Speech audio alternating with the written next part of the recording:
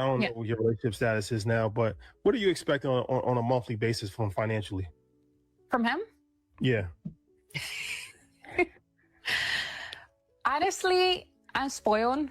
Um, No, as soon as they said a sport, it's gonna be a ticket. Go ahead. What's that mean? Just Yeah, what's that range? because it's good insight because we just have these hypothetical conversations all the time, but just somebody that you're like in the top 1% of girls that's actually you're exposed to that life, right? Like, so yeah. what is, you say you're spoiled, what does that mean? Spoiled means I need you to be able to keep up with my lifestyle if you want to be with me. What does I'm that not mean? asking you to Ladies, pay take all my notes. Take notes because it'll work on the simp. I have a bills. I just feel lifestyle I like if I expect can to do it keep. for Yep. myself, you should be able to do it for me too. And if I can't depend on you to be able to handle what I have on my plate, then there's no reason for me and me and you to be together. I don't Yeah. know what your relationship status is now, but what are you expecting on a monthly basis from financially? From him? Yeah. Honestly, I'm spoiled. Because you knew what you were about to say, or it was about to be stupid. You knew it was about to be dumb. No, as soon as they said a sport, it's gonna be a ticket. Go ahead. What's that? As soon as you hesitate because you know it's about to be stupid. Go ahead and let it out. What's that mean? Just Yeah, what's that range? because it's good insight because we just have these hypothetical conversations all the time, but just somebody that you're like in the top 1% of girls that's actually you're exposed to that life, right? Like, so Yeah. what is, you say you're spoiled, what does that mean? Spoiled means I need you to be able to keep up with my lifestyle if you want to be with me. What does I'm that not mean? asking you to Ladies, pay all take my bills. notes. Take notes because it'll work on the simp. I have a I just feel lifestyle like I if I can expect to do it keep. for Yep. myself, you should be able to do it for me too. And if I can't depend on you to be able to handle what I have on my plate, then there's no reason for me and me and you to be together. So keep up with my lifestyle can mean two things. Keep up with my lifestyle could mean we need to be on the same wavelength. If I'm getting money, you getting money too. If I'm taking vacations all the time, you need to be able to take vacations all the time as well. You need to be making enough money so that my lifestyle doesn't dramatically change just because I'm dating you, right? If we popping bottles, I need you to be able to pop bottles with me. I think the second kind of keep up with my lifestyle that I have a problem with is this idea that somebody has to keep up with your lifestyle to take care of you and take care of your lifestyle, something that you've built for yourself. Why automatically? I don't understand this. Help me understand. Why automatically and in what rule book do you, because you get in a relationship, you take your responsibilities and automatically just pass them off to the next person? If me and you got together, and I had 100K in student debt, and I came in and I just said, I'm not paying my student just because I got with you. Looks like you balling. I'm not paying my student debt no more. You pay it. If you're going to be with me, you need to be able to take care of my student debt. Otherwise, I could do it for myself. That would sound stupid now. That would sound stupid now, wouldn't it? Because it is stupid. Just because me and you get together doesn't mean you stop making your student debt payments and try to pass it off onto me. Why? All because you the man. What does that mean? What does that mean? Because you the man that you got to all of a sudden, I need to ring up a bill and you need to be able to do it all for me. So where does your money go? If I'm giving you $50,000 a month, it goes back to this. If I'm giving you $50,000 a month and you are still making $50,000 a month, where does your $50,000 a month go? Where does it go? We talk about before being an asset and not a liability. Why do men have to automatically take on the burden and the weight of you being a liability? Why? You won't do that for them. You get money and you're like, oh man, you're the first thing out your mouth is not, when I get with a man, I want to take care of him, so and so and so and so forth. You get the easiest part of the deal.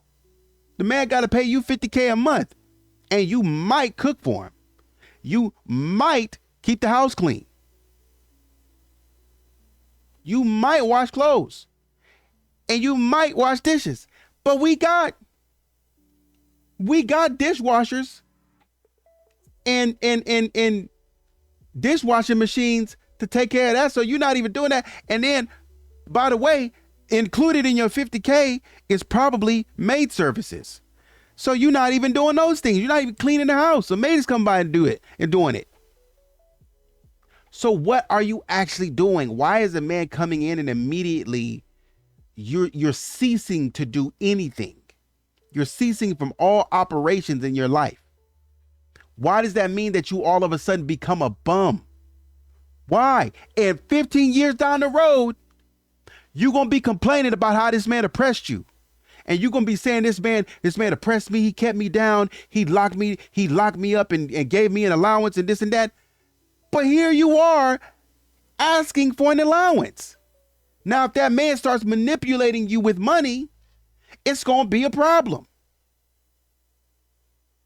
If this man starts saying, you know what, I'm dropping your allowance from 50 to 35, it's going to be a problem, because you're going to say, oh, well, if I knew you was going to do that, I would have just stayed out there and kept making my own money. That's what you should have kept doing.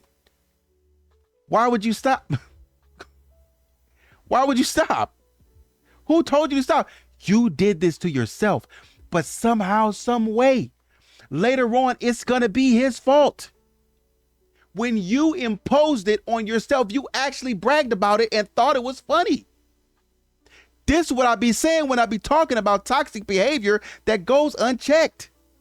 All that therapy and you don't have the eyes to see your toxicity in full color. You're setting yourself up for failure.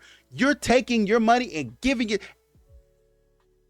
And now when he starts I got my 50,000, I'm doing this and that, I'm setting back, so on and so forth, this, that, and the third. I'm just using my money to go pop bottles every day and spending to this, that, and because I'm still getting my money, but inevitably, it's gonna go down because you're not doing the same things, whatever you're doing. I think she's some type of model. I'm not sure. I can't remember. But inevitably, you're gonna stop what you're doing, and you're not gonna be making the same money. You're gonna be making some money, but it's gonna start slowly over time. You're going to price yourself out of the game. You're going to work yourself, not even price yourself, but you're going to work yourself out of the game because you're no longer relevant, because you've made yourself no longer relevant, because you've taken yourself out of the game, because you've chosen to live this life. You better hope that he keeps on doing that. But I'm telling you right now, he's going to get 10, 15 years down the line, and he's going to wake up and wonder, what is she actually doing to be making these demands? What is she actually doing, and what value is she actually adding other than being on my arm and saying silly stuff when I put her in front of my partners? She doesn't even talk correctly when she's in front of my partners. She has no value add when we're in front of the partners. She doesn't even make me look good. And I even hear the women at my office talking about how she's some sort of bimbo. I don't like hearing that. And I'm not trying to make you be somebody you're not. I just don't want you to be talking crazy. I want you to talk with some intellectual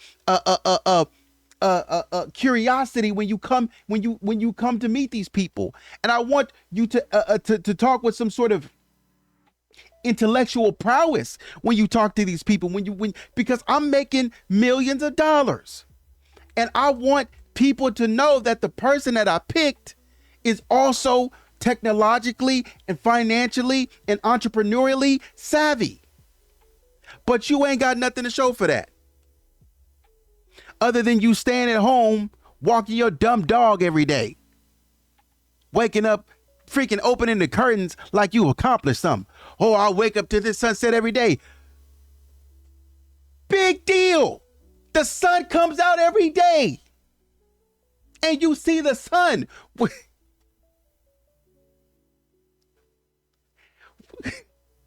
When are we going to move on from you seeing the sun and appreciating the sun?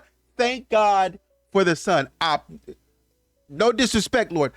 I appreciate the sun. What I'm saying is we got to move from the milk to the meat at some point in time. I thank God for the sun and how I'm able to get up and move on from there. But at some point in time, we got to start actually having some substance to what we do today. Go out in the community and get involved. Go help somebody. You sitting there waking up every day thinking it's a flex to wake up in your robe every day. That's great. I get it. Living a life and so on and so forth. Oh, I wake up every day and somebody brings me breakfast in bed. Thank you, Norma. Thank you, Jacques, for bringing me breakfast in bed. Who else is waking up to a fine, sexy man and my husband don't got no. Okay, fine. But I wake up and I start my day with a nice bowl of blueberry oats, and then I get up and I go to the gym, and then what? What else? What else? And then I go here and I come back and yeah, I just spent what else? What else do you do? That's of substance. What you are actively taking your legacy away from yourself. You're doing it to yourself.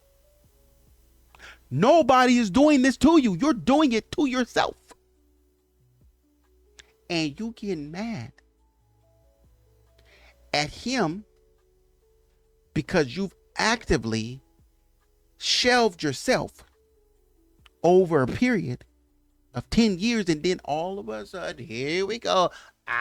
When I first met you, I was a baddie and I didn't need you. And now I came with you, I upgraded your life. And now what do I have? You did it to yourself. Saw it 15 years ago when you put yourself on the shelf and didn't want to do nothing else. Bars. And now you mad at him because you think it's a flex. You sitting here kikiing and smiling, got a slight smirk on your face. Oh, he got to be able to do it for me and keep up for what? Stay working, stay active, never quit. So if something goes left, you still got $1 million business. Continue to be a boss. That's why he got you, because you're a boss. But don't quit being a boss. Where did that come from? Where did that mindset come from? You quit being a boss just because you got married or you got in a relationship? For what? Man, let me know what you think in the comments. Like, share, and subscribe. Talking about, dude. Till next time, take it easy.